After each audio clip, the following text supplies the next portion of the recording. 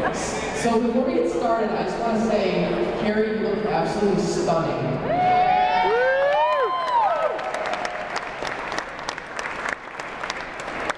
And Mike, you are one lucky man. So I think that there's two factoids we should know about Mike before we kind of get rolling here. So one is that Mike went to a Hanson concert back in high school. He was there with his sister, and his favorite was JTT. He loved every minute of it. The second is, so back in high school, Mike, when he came in, he was kind of a small, real cute little guy, you know?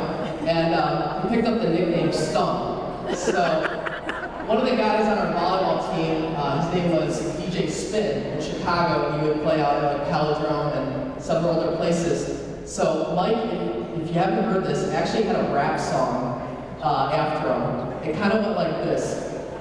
Let your beat stone. And it just kept going like this.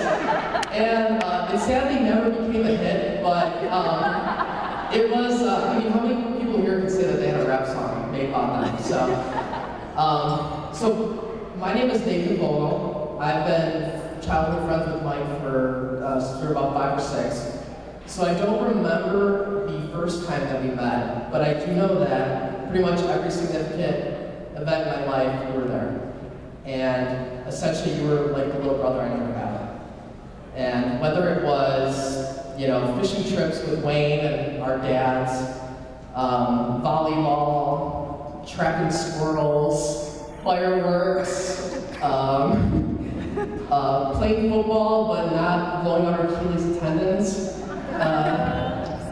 or watching Anna Kournikova play tennis. We always had a good time. So one thing I can say about Mike is he's definitely a chip off the old block from Mick and Maggie.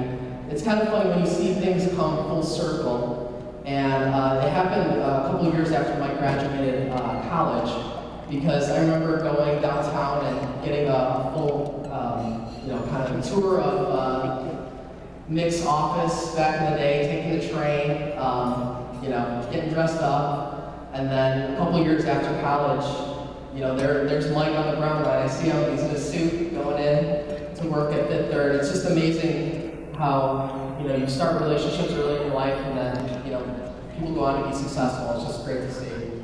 So, okay, so one of my favorite stories about Mike was, so he loves to have poker games.